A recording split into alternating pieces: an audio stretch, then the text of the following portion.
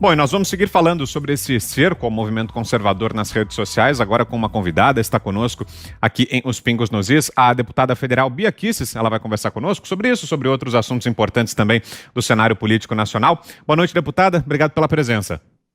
Boa noite, Vitor, Rodrigo, Constantino, Ana Paula, um prazer estar aqui com vocês.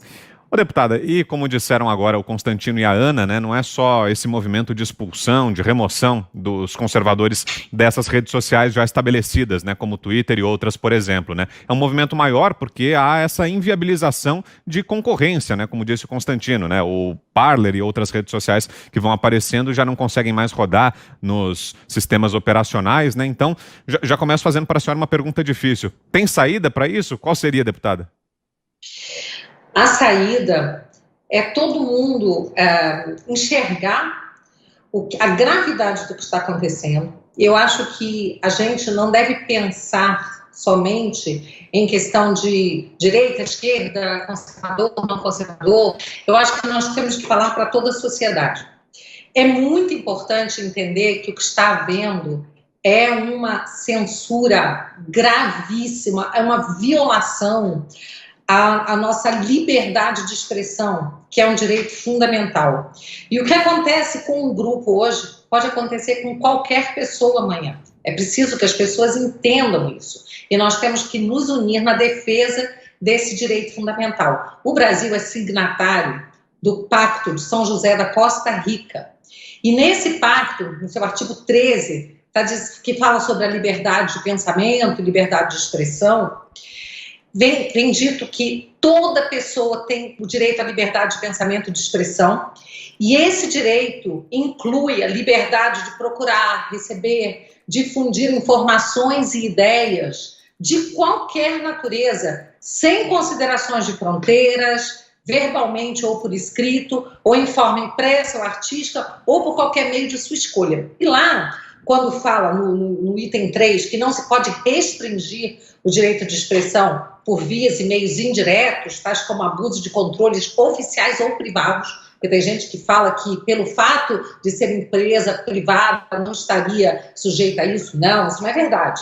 Controles oficiais ou particulares, né, de papel de imprensa, e fala nem por quaisquer outros meios destinados a obstar a comunicação e a circulação de ideias e opiniões. Então, o que está havendo é uma violação muito grave, e se nós, eu inclusive falando aqui como parlamentar, que já venho muito, não só preocupada, como ocupada desse assunto, eu apresentei em 2020 um projeto de lei que proíbe expressamente, olha, o PL 3395, junto com vários outros parlamentares que também viram a gravidade dessa censura que já se avizinhava, desde aquele projeto 2630, que a gente chamou de projeto da censura. Então, nós já entramos com esse projeto de lei que expressamente veda a retirada de qualquer conteúdo das redes sociais pelas plataformas. Por quê? Para você retirar, tem que ser com base numa decisão judicial. É isso que fala, inclusive, o Marco Civil da Internet. E só existe uma exceção no artigo 21 do Marco Civil, que é no caso de pornografia, quando uma pessoa que é envolvida numa imagem de pornografia, alguma coisa, ela pode pedir a retirada. E aí as plataformas têm que retirar independente de ordem judicial. Então, é gravíssima essa situação e nós temos que nos unir. O povo brasileiro precisa compreender, e não só o povo brasileiro, também no mundo inteiro. As pessoas que não são aquelas que querem calar a voz, que querem massacrar o outro, seja com base em qualquer desculpa ou narrativa. As pessoas precisam perceber que o que está acontecendo é grave demais, e esse é o momento certo para nós nos unirmos e combatermos esse tipo de censura ou qualquer outro tipo de censura. Rodrigo Constantino, sua pergunta. Constantino.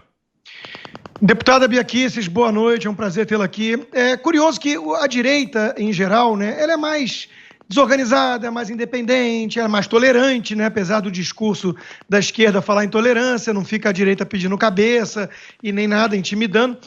E, ao mesmo tempo, sempre deixou né, o outro lado chamar, rotular de fascista, de racista. A Ana Paula Henkel, eu estava lembrando agora de vários processos que ela já venceu, e é raro as pessoas fazerem isso, lembrar dos direitos que nós temos pela via do Estado mesmo, né?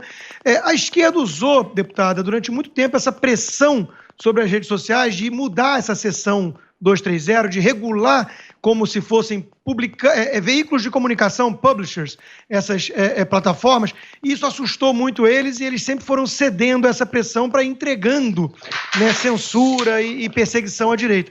Qual é a alternativa que nós temos agora? Porque já ficou claro que não existe uma alternativa de livre mercado. Eles estão impedindo isso. Nós podemos, então, judicializar, como a senhora está dizendo, nós podemos usar os próprios instrumentos legais e estatais para responsabilizar essas plataformas do que elas estão fazendo em termos de editorialização, de filtro ideológico de mensagens? No caso do Brasil, que nós temos essa lei, o Marco Civil da Internet, no artigo 18, ele expressamente diz que o provedor de conexão à internet não será responsabilizado civilmente por danos decorrentes de conteúdos gerados por terceiros. Então fica muito claro que, pela lei brasileira, eles não são editores, eles são apenas uma plataforma, exatamente porque eles não se responsabilizam. A única previsão de responsabilização é caso eles descumpram uma decisão judicial. Então, aqui no Brasil, a lei já mostra que as plataformas não são responsáveis pelo que é publicado. Por isso mesmo, a decorrência disso é que elas não podem fazer esse tipo de controle do que é publicado ou não. Elas estão fazendo errado, mas elas sabem disso. E, Constantino, eu sou uma pessoa que já entrei com várias ações. Eu consegui, inclusive, condenar alguns veículos por prática de injúria, difamação. E o que a gente percebe é que essas plataformas, elas não se incomodam muito com uma decisão judicial, por exemplo, de multa, porque as multas são pequenas no Brasil. Quando um juiz ousa dar uma multa muito elevada, o tribunal, a corte costuma diminuir a tal ponto que eles preferem pagar a multa do que ter que mudar a sua conduta. Então, eu acho que é chegada a hora, não só de intelectuais, da população, da tia do Zap, e principalmente também as instituições, os parlamentares, nos unirmos para a gente encontrar um caminho para pôr fim a essa censura. Toda censura, ela é odiosa. E a lei, ela já prevê uma punição para quem pratica injúria, difamação, calúnia. O pessoal costuma aí acusar todo mundo de fazer fake news. Fake news não é um tipo, não existe um conceito jurídico, mas já existe, está tipificado como crime, injúria, calúnia e difamação. Então, toda reparação, ela tem que ser feita posteriormente. Inclusive o Supremo Tribunal Federal, quando julgou aqueles casos das biografias não autorizadas, ele entendeu que durante do cotejo de dois valores, um que seria o direito à honra e à imagem e o outro a liberdade de expressão, o Supremo disse que a liberdade de expressão é tão fundamental que não se poderia censurar previamente, nem ao menos um livro de biografia falando da vida de alguém. Somente se repararia mediante uma indenização posterior. Então, veja a gravidade. Todos os princípios do nosso direito estão sendo violados com esse tipo de censura. E quero deixar muito claro aqui que, por ser empresa privada, isso não garante a essas plataformas o direito de violar as regras do nosso país, assim como estão violando as regras também dos Estados Unidos. Só que no Brasil, nós temos também esse Pacto de São José da Costa Rica, do qual o Brasil é signatário e que tem um valor supralegal. É quase como se fosse uma emenda constitucional. Ele só não vale mais do que a própria Constituição, mas ele tem um valor supralegal. Então, estão descumprindo isso, estão removendo não só postagens, como estão tirando seguidores de várias pessoas que não são alinhadas a, digamos, ao pensamento progressista não é? E nós precisamos reagir. É hora de nos unirmos e reagirmos, porque, como se diz, todo esse tipo de violação e de cala-boca, né, que se faz hoje pelas redes sociais, isso é um prenúncio de algo muito mais grave que pode acontecer. Em toda ditadura, em todo o regime totalitário, foi assim, né? E a gente sabe que essas pessoas que hoje aplaudem essa censura, elas não vão se incomodar, elas já não se incomodam com prisões ilegais, inquéritos ilegais e até, quem sabe, um paredão ilegal. É preciso a gente dizer, a situação está muito séria. E nós, os brasileiros, que sempre fomos um povo tolerante, um povo que não gosta de iniquidade, de injustiças, a gente também não pode silenciar nesse momento. Está na hora das pessoas de bem terem a ousadia dos canalhas. Nós não somos canalhas, mas temos que ser ousados. Ou é o nosso pescoço, a nossa voz que está em risco. Ana Paula.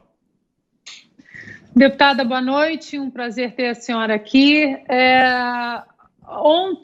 De ontem para hoje, a representante democrata, o deputado, né, Van Jones, que agora disse que vai deixar o Partido Democrata e vai se filiar ao Partido Republicano, ele disse que ele está muito preocupado com o caminho que os ditos democratas vêm tomando em relação às liberdades essenciais, aos direitos essenciais do cidadão. E a gente vê também, deputada, até dentro do Partido Democrata, ali na ala dos democratas moderados, não a ala da extrema esquerda que hoje domina o partido, uma preocupação com essa censura. A senhora vê esse movimento também aí no centro, centro-esquerda dentro do Brasil? Ou a senhora acha que os opositores desse governo estão aproveitando todo esse barulho e estendendo essa censura que acontece aqui nos Estados Unidos, no Brasil?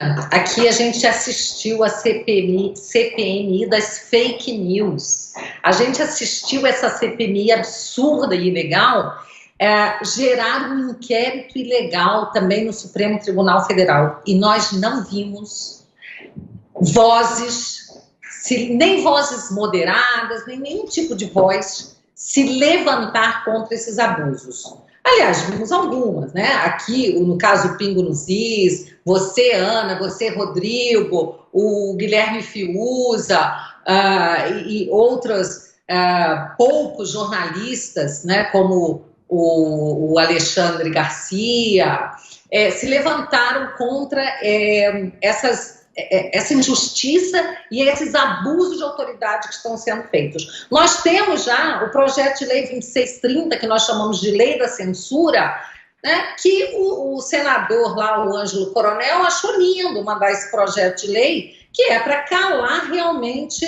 aquelas vozes dissonantes, não é? do progressismo, do globalismo, do comunismo, vamos chamar assim, vamos dar nome aos bois aí, falar certo, né? Porque não adianta dizer que comunismo não existe. Isso que está acontecendo é típico de regime comunista, querer calar, né, completamente, prender o seu adversário. Então é muito lamentável, eu estou extremamente preocupada com essa situação e é por isso que eu acho que as pessoas precisam abrir os olhos, enxergar e perceber que não adianta ficar quietinho, esperando passar, porque não vai passar, vai piorar. Hoje nós temos algumas pessoas que são alvos, mas isso vai se estender para todo mundo. Não adianta achar que não, pensar que não é com você. É com você, tia do Zap, é com você, moderados, então é com qualquer pessoa. Todos nós estamos sujeitos à tirania. Então, nesse momento, a gente precisa se unir, Ana, mas, infelizmente, eu não vejo uma maioria no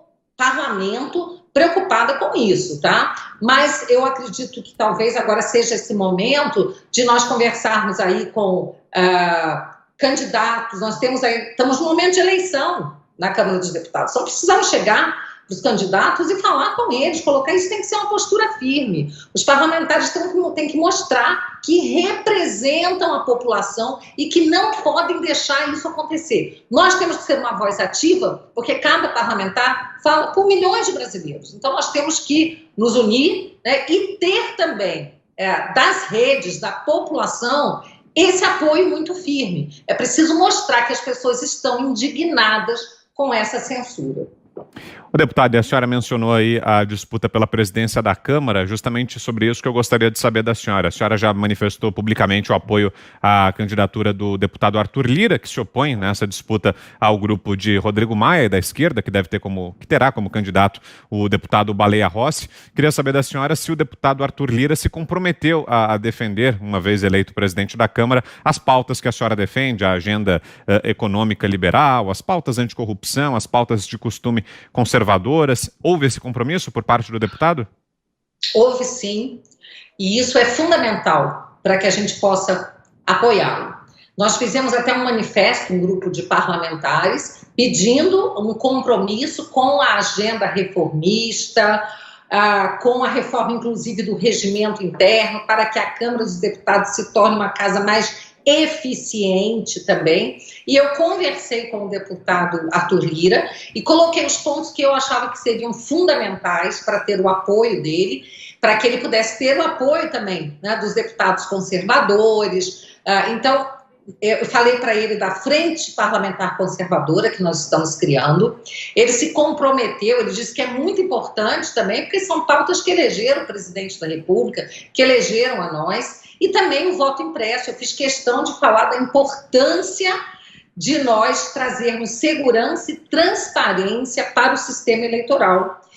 Ele também concordou e se comprometeu, uma vez eleito, a abrir a comissão especial para que a gente possa fazer audiências públicas e mostrar a todas as pessoas que tenham interesse em conhecer verdadeiramente o assunto, não ficar caindo em narrativas de que o eleitor vai pegar o voto e levar para casa, muitas mentiras que contam a respeito do voto impresso, ou o voto auditável, como temos chamado. Ele se comprometeu a abrir essa oportunidade, né, a comissão especial, para que a gente possa fazer as audiências públicas, chamar peritos, cientistas, professores, pessoas que estão acostumadas, que são realmente especialistas no tema, para mostrarmos como o nosso sistema é frágil e como a impressão do voto, permitindo a auditagem, trará muito mais segurança e transparência para o nosso sistema eleitoral.